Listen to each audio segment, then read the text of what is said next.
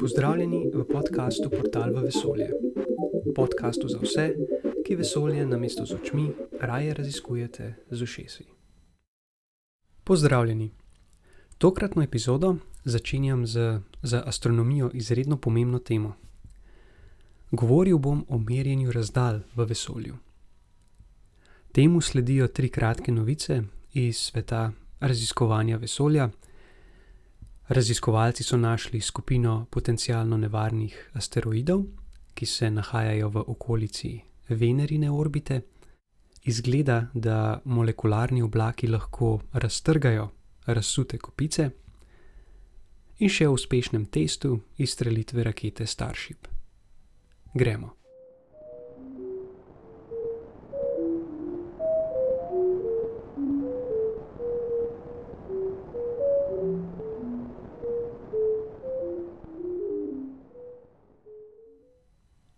Astronomske enote, svetlobna leta, parseki in še kaj.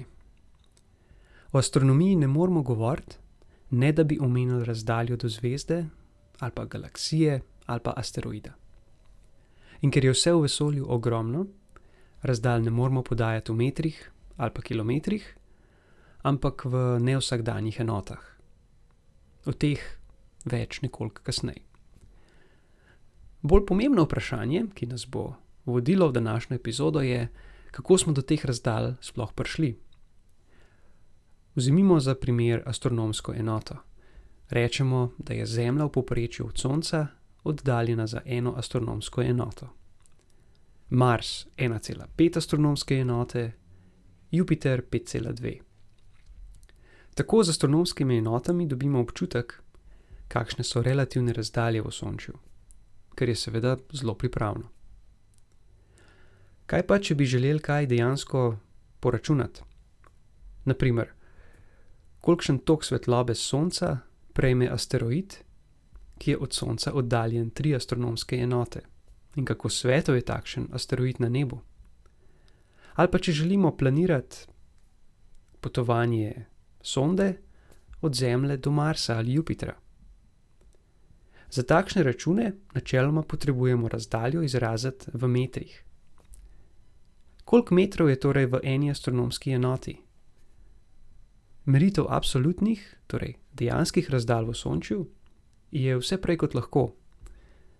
Še težje je bilo pa to seveda pred nekaj stoletji, ko astronomi niso imeli na voljo dobrih instrumentov in teleskopov in ko so šele začeli zares dobro spoznavati Osončje in vesolje.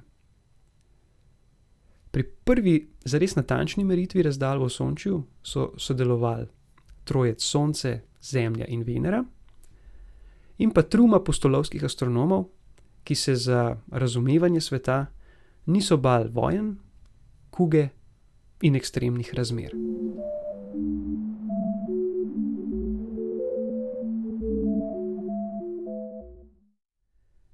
Venera in Zemlja se po svojih orbitah gibljeta okrog Sonca.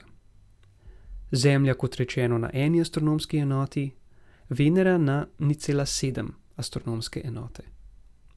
Venera zato hitreje obhod Sonce kot Zemlja, Venerino leto je krajše od Zemljinega. Orbiti Zemlje in Venere ne ležita v eni ravnini, ampak sta nekoliko nagnjeni ena glede na drugo. Rezultat vseh teh lastnosti orbit je, da prvič, včasih Venera pride med Zemljo in Sonce in takrat lahko opazujemo prehod Venere čez Sonce. Drugič, prehodi se pojavljajo v čudnih presledkih. Trenutno v ciklu 8 let, 105 let in pol, 8 let in 121 let in pol. In potem se cikel ponovi.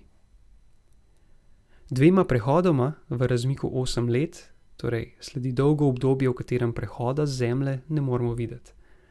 Zadnjič smo srečni že lahko prehod opazovali v letih 2004 in 2012. No, vzemimo sedaj en prehod. Prehod izgleda tako, da podnevi opazujemo Sonce.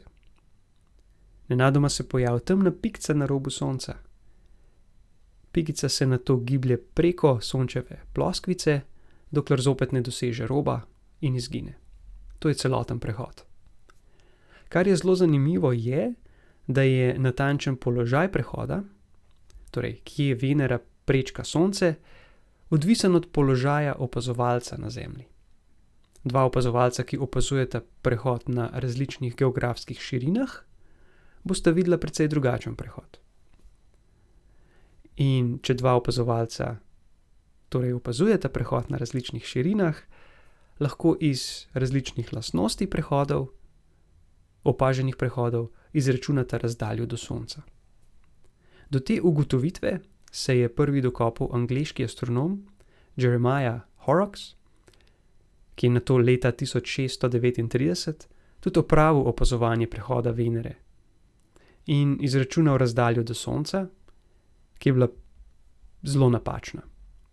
Njegovi znanstveni nasledniki so metodo izboljšali in tukaj še posebej velja omeniti Edmunda Halleya, ki je leta 1716 pripravil podroben načrt opazovanj za opazovanje naslednjega dvojca Venerinih prehodov. In ta prehoda naj bi se zgodila v letih 1761 in 1769. Halley je vedel, da prehodov ne bo dočakal. Umrl je leta 1742. Zato je poskrbel za podrobna navodila za naslednjo generacijo astronomov. Na srečo se na njegovo delo ni pozabil in dobro leto pred prvim napovedanim prehodom so francoski astronomi stopili v akcijo. Predstavljajte si sedaj naslednjo situacijo. Smo leta 1760. Po svetu poteka tako imenovana 7-letna vojna, v kateri sta se Anglija in Prusija borili proti Franciji in Avstriji. Ni letal, potovanje na ladjah je smrtno nevarno, tudi ko ni vojne, na GPS lahko pozabite. V teh razmerah so Francozi želeli odpotovati na različne dele sveta, od severnih predelov Norveške do Indije in Indonezije. In tja poslati astronome, da bi nekaj ur opazovali Sonce. Posamezno potovanje ne bi bilo le nevarno, ampak tudi zelo drago. In ko bi pripotovali na cilj, jim nihče ni mogel zagotoviti lepega vremena. No, Francozi so se projekta lotili pametno, kontaktirali so astronome iz različnih držav, tudi iz Anglije, kljub temu, da so bili z njimi v vojni. Kandidate, ki bi bili pripravljeni iti na nevarno pot, se je kar našel. Tudi s financiranjem potovanj ni bilo velikih težav.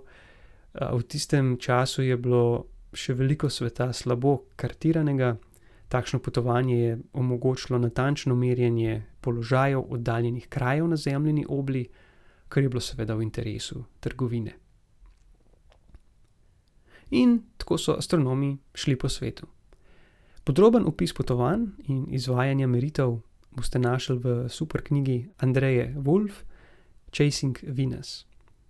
Usode opazovalcev obeh mrkov so bile različne. Nekateri so zasloveli, nekateri so imeli neznansko smolo z vremenom, spet drugi so podlegli kugi. Kljub napetosti in osebnim tragedijam so nekaj mesecev po končanih opazovanjih drugega mrka, to je bilo leta 1769, uspeli izmeriti dokaj natančno razdaljo do Sonca in s tem je človeštvo dobilo občutek o tem, kako veliko zares je Osončje. Še beseda ali dve o samih opazovanjih. Za uspešno meritev je moral astronom odčitati natančen čas začetka in konca prehoda.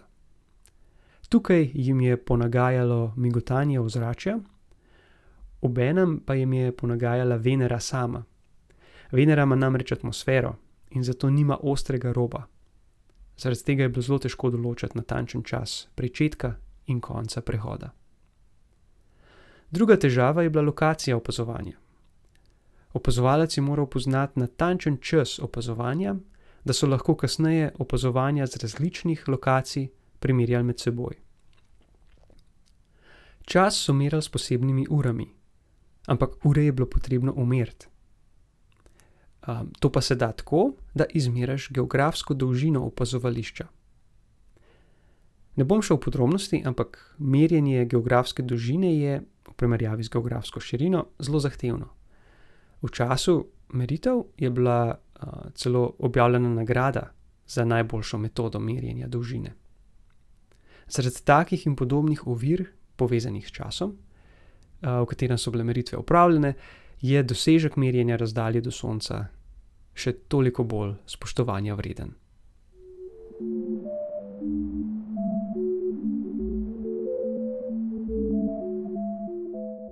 Razdaljo do Sonca so kasneje še natančneje izmerili z drugačnimi metodami. Po trenutni definiciji meri ena astronomska enota 149 milijard 597 milijonov 870 tisoč 700 metrov.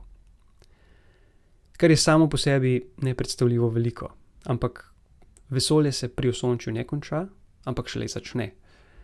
Naslednji korak pri merjenju razdalj v vesolju so torej zvezde. Kako daleč so? Razdaljo do bližnjih zvezd merimo s pomočjo paralakse. Vzemite svinčnik, ga navpičnega postavite nekaj 10 cm od oči. Zamižite na eno oko in poglejte, kje se svinčnik nahaja glede na ozadje. Nato odprite oko, zamižite z drugim očesom in zopet poglejte ozadje. Položaj svinčnika se je glede na ozadje premaknil in ta premik imenujemo paralaksa. Dlje kot je svinčnik od vaših oči, manjša bo paralaksa. In zdaj enako lahko naredimo z zvezdami. Zvezdo opazujemo v razmiku pol leta, v tem času bo Zemlja na drugi strani Sonca, oziroma 2 astronomski enoti od začetnega položaja. Položaj zvezde glede na oddaljene zvezde se bo v teh 2 opazovanjih premaknil, ker pač opazimo paralakso. In s pomočjo tega lahko izračunamo razdaljo do zvezde. Ta metoda je relativno preprosta, a ker so zvezde tako daleč, potrebujemo izredno natančna opazovanja, ker je paralaksa zelo majhna. Prva uspešna meritev paralakse je bila opravljena leta 1832. Z razvojem tehnike je merjenje paralakse vse lažje. Trenutno najboljša opazovanja smo dobili s satelitom Gaia, ki je izmeril položaje skoraj 2 milijard zvezd v naši galaksiji, večini izmed njih tudi paralakso in torej razdaljo. Gaia je s paralakso uspela izmeriti razdalje do več tisoč svetlobnih let oddaljenih zvezd. Tako smo prišli do svetlobnega leta. Svetlobno leto ni enota za čas, temveč za razdaljo. Je razdalja, ki jo svetloba prepotuje v enem letu. Pri tem privzamemo, da se svetloba po vesolju giblje s konstantno, to je svetlobno hitrostjo. Eno svetlobno leto meri približno 63.240 astronomskih enot. Nam najbližja zvezda se nahaja na dobrih 4 svetlobnih letih. Še nekaj številk za občutek. Severnica je na oddaljenosti 450 svetlobnih let. Naša galaksija ima premer okrog 100.000 svetlobnih let.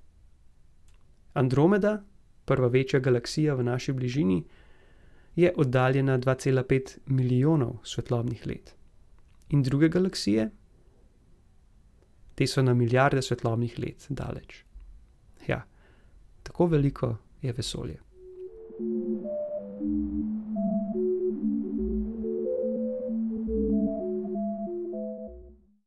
Paralaksa omogoča merjenje razdalj do nekaj tisoč svetlobnih let oddaljenih zvezd. Galaksija je veliko večja, druge galaksije so pa še neprimerno bolj oddaljene.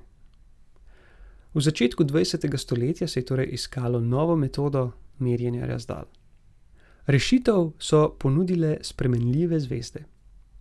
Veliko je zvezd, katerih sij se spreminja. Postajajo svetlejše in temnejše, in to na veliko različnih načinov. Med njimi so tudi zvezde, ki jim pravimo kefeide. Njim se sij spreminja periodično. To pomeni, da znotraj ene periode zvezda postane svetlejša, nato zopet potemni in se vrne na začetno vrednost. In tako naprej. Običajno perioda traja nekaj dni. Prve kefeide so astronomi odkrili leta 1784, a šele v začetku 20. stoletja so postale pomembne v povezavi z merjenjem razdalj. Zato je zaslužna astronomka Henrietta Swan Leavitt. Leavitt je delala na Harvardu kot človeški računalnik. V tistem času ni bilo računalnikov, pregledovanje podatkov je bilo zamudno, zahtevno, zato so znanstveniki težaško delo napretili človeškim računalnikom, to je ženskam, ki jim je bil vstop v akademski svet prepovedan. So pa lahko delale pod narekovaji umazano delo za nizko plačilo. Velikokrat njihov prispevek, tudi če je vodil do zelo pomembnih rezultatov, ni bil niti omenjen. Leavitt je namesto s teleskopom vesolje raziskovala z lupo. Pregledovala je namreč fotografske plošče. Te plošče so moški astronomi uporabljali za slikanje nočnega neba. Leavitt je pred seboj tako imela stekleno ploščo, ki je bila večinoma prozorna, le tam, kjer je padla svetloba zvezd, je bila ploščica obarvana temno. Leavitt je spremenljive zvezde iskala tako, da je primerjala dve ploščici s posnetki istega dela neba, pri čemer je bila ena ploščica negativ. In ko je ploščici položila eno nad drugo, se je svetloba vseh zvezd izničila. Ostal je le še signal zvezd, katerih svetlost se je med obema posnetkoma spremenila. Leavitt je bila izredno uspešna iskalka spremenljivih zvezd.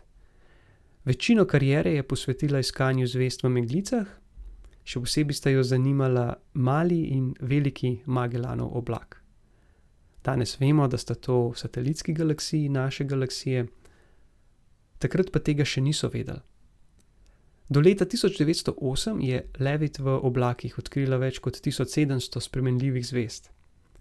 In kot natančna opazovalka je v tem času ugotovila, da se sij nekaterih zvezd, to je kefeid, spreminja na prav poseben način. Svetlejša kot je zvezda, daljša je njena perioda spreminjanja sija. Leta 1912 je objavila opaženo povezavo med svetlostjo zvezd in dolžino periode. Izjemno pomembno odkritje, čeprav se tega takrat astronomi še niso čisto zavedali. Povezava nam omogoča izmeriti razdaljo do zvezd kefeid. Recimo, da opazujemo neko kefeido, izmerimo njeno svetlost in periodo, s katero se spreminja njen sij. Povezava, ki jo je odkrila Leavitt, nam pove, kako svetla bi morala biti zvezda z dano periodo. Iz primerjave izmerjene svetlosti in svetlosti iz povezave lahko izračunamo razdaljo do zvezde. In pri tem smo seveda uporabili dejstvo, da bolj ko je oddaljena zvezda, bolj temna je. S kefeidami izmerimo razdalje bližnjih galaksij. Edwin Hubble je leta 1923 z opazovanjem kefeide v Andromedi izmeril razdaljo do te galaksije in pokazal, da Andromeda ne leži v naši galaksiji, ampak je ločena galaksija. Kmalu zatem je na podoben način izmeril razdaljo še do 23 galaksij in odkril, da se od nas oddaljujejo. Izmeril je širjenje vesolja. To je bil ogromen preskok v razumevanju vesolja.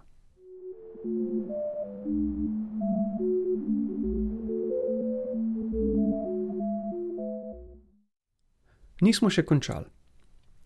Kefeide lahko opazujemo samo do določene razdalje, nato postanejo pretemne, pa tudi težko jih je razločati od drugih zvezd.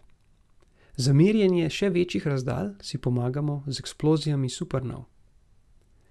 Supernove so različnih tipov, družina supernov je razvejana in razumevanje vseh vej precej komplicirano. Ampak za merjenje razdalj pride v poštev le en tip supernov, in sicer tip 1A. Izkaže se namreč, da te supernove ne izsevajo svetlobe kar tako, naključno, ampak da med vsemi supernovami najdemo določeno povezavo. Podobno torej kot v primeru kefeid. Ko astronom opazi supernovo tipa 1A, najprej izmeri, kako se njen sij s časom spreminja. Supernova najprej postane svetlejša, doseže najsvetlejšo točko in nato začne temneti, dokler ni tako temna, da ji ne vidimo več.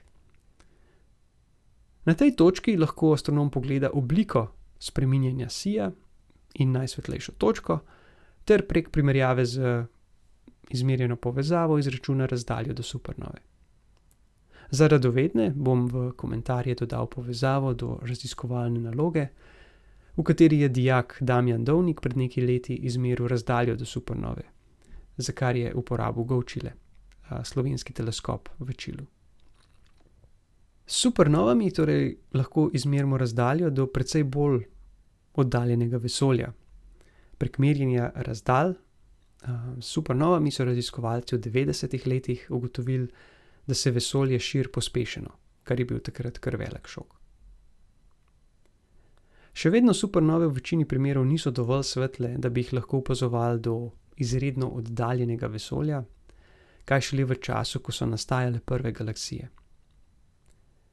Zdaj, mogoče se boste vprašali, kako potem vendar merimo razdalje do teh prvih galaksij. V medijih se namreč ves čas pojavljajo novice o izmerjenih razdaljah do takšnih galaksij. Metode, o katerih sem govoril do sedaj, so metode, s katerimi dejansko izmerimo razdaljo. Raziskovalci so to naredili na velikem vzorcu bližnjih galaksij in na podlagi tega izračunali matematični model širjenja vesolja. Kot sem omenil prej, izgleda, da se sedaj vesolje širi pospešeno. Nato raziskovalci privzamejo, da se v preteklosti v vesolju ni nič posebej čudnega dogajalo, torej da ta model dobro opiše širjenja vesolja tudi v preteklosti, in ko opazijo zelo oddaljeno galaksijo, lahko iz njihove svetlobe vidijo, kako hitro se galaksija od nas oddaljuje, to meritev vstavijo v model in izračunajo dejansko razdaljo. Te razdalje so tako indirektno izmerjene. Obstajajo tudi druge, bolj eksotične metode merjenja razdalj, na primer s pomočjo gravitacijskih valov, ampak mislim, da sem vas že dodobra utrudil, zato pustimo gravitacijske valove za kdaj drugič. Upam, da je jasno, kako pomembne so opisane metode za razumevanje vesolja. Tudi astronomske enote za razdalje vam bodo nekoliko bolj domače, če že ne najbolj intuitivne. Ampak naj vas pomirim, zaradi nenormalno velikih številk, dobre predstave o razdaljah v vesolju tako ali tako nima nihče.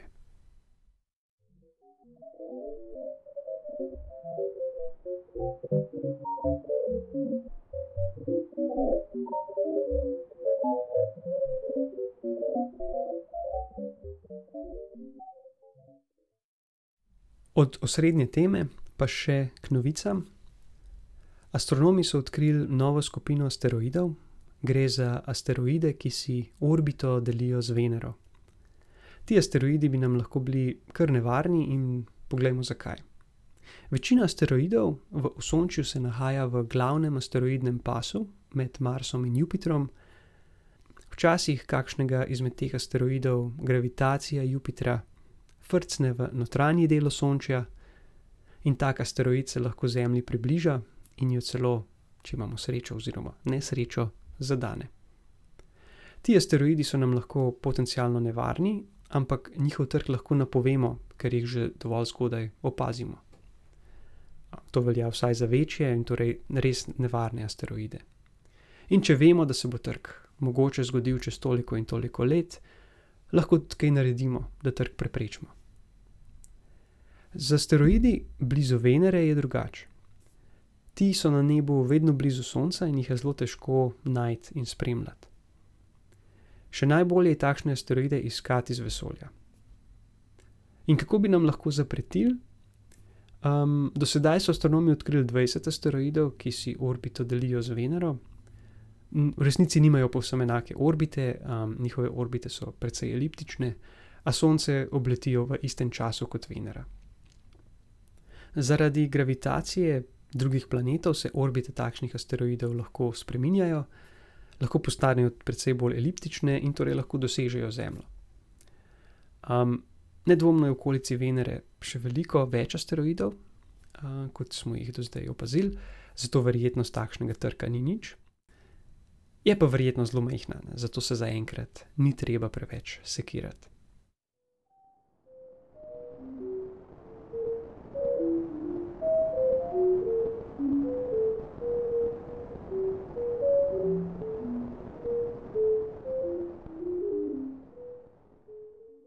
redko govorim o zvezdnih kopicah, še manj pa o molekularnih oblakih plina ali zvezdnih tokovih. Nedavno objavljena raziskava se dotika vseh treh. Gremo po vrsti. Najprej zvezdni tokovi. V galaksiji je ogromno zvezd. So na različnih položajih glede na središče in vsaka se giblje skozi prostor. V zadnjih desetletjih smo preštudirali ogromno zvezd, torej kje se nahajajo, kako se gibljejo, in na ta način lahko najdemo zvezde, ki se ne gibljejo povsem neodvisno na nebu. Eden izmed primerov so zvezdni tokovi. To je razpotegnjena skupina zvezd na nebu, ki se gibljejo po podobnih, ampak ne povsem enakih tirnicah. Tokov je kar velik, zadnja raziskava pa je povezana z zvezdnim tokom OCS-N49, odkritim pred 2 letoma. Tok sestavlja okrog 250 zvezd, nahajajo se 700 svetlobnih let stran, na nebu pa opisujejo zelo dolg lok, kar 40 stopinj. To je toliko, kot da bi postavili 80 lun eno poleg druge. Raziskovalci so si zvezde sedaj pogledali bolj natančno, obenem so uporabili njihovo trenutno gibanje in s pomočjo modelov izračunali, kje so se zvezde nahajale v preteklosti. Ugotovili so, da so bile zvezde pred 83 milijoni let del zvezdne kopice. Zvezdna kopica je skupina zvezd. V tem primeru govorimo o razsuti zvezdni kopici. V takšnih kopicah je zvezd relativno malo, do nekaj tisoč. Poznamo tudi kroglaste kopice, kjer se na majhnem prostoru stiska več milijonov zvezd, ampak ostajamo pri naših zvezdah. Starost zvezd je ocenjena na 400 do 600 milijonov let. To pomeni, da so bile zvezde del razsute kopice več 100 milijonov let, preden so se začele odmikati ena od druge.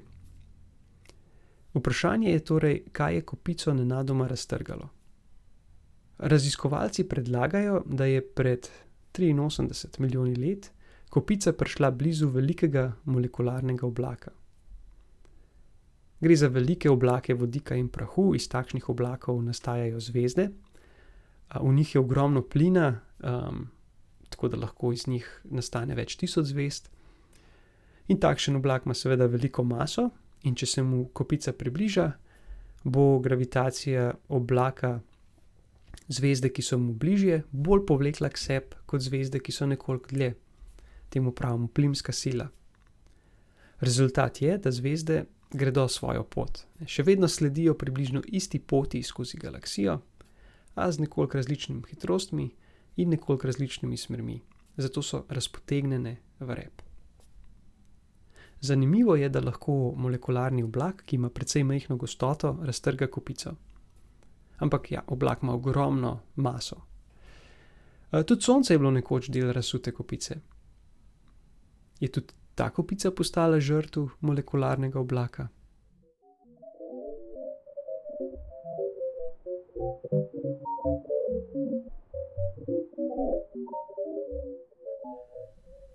Čisto na kratko še o novi testni izstrelitvi rakete Starship podjetja SpaceX. O teh raketah sem govoril že velikokrat.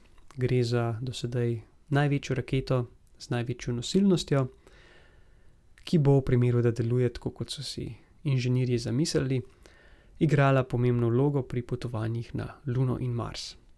Da ne omenjam pošiljanju nepregledne množice satelitov v Zemljino orbito. 13. oktobra je SpaceX izvedel že 11. test. Ne bom šel v podrobnosti, v komentarju sem prilepil članek o testu, ki ga je za MMC napisal Aljoša Masten. Test je bil uspešen in to daje programu nov zagon. Šlo je tudi za zadnji test stare verzije rakete. Inženirji že pripravljajo novo, boljšo. Razvoj ne poteka tako hitro, kot je vodstvo podjetja napovedovalo, ampak to niti ni presenetljivo. Še vedno ni jasno, kdaj, če sploh, bo raketa pripravljena za prave polete, ampak za zadnjima 2 testoma so se svojemu cilju nedvomno precej približali.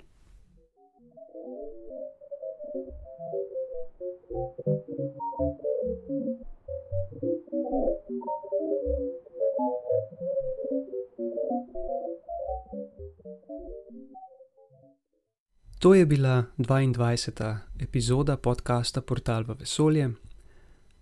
Hvala, ker ste bili z mano vse do konca. Veselim se tudi komentarjev ali predlogov za teme, o katerih bi radi slišali več v naslednjih epizodah. Naslednja epizoda bo na voljo čez 3 tedne. Do takrat pa vam želim veliko jasnih noči.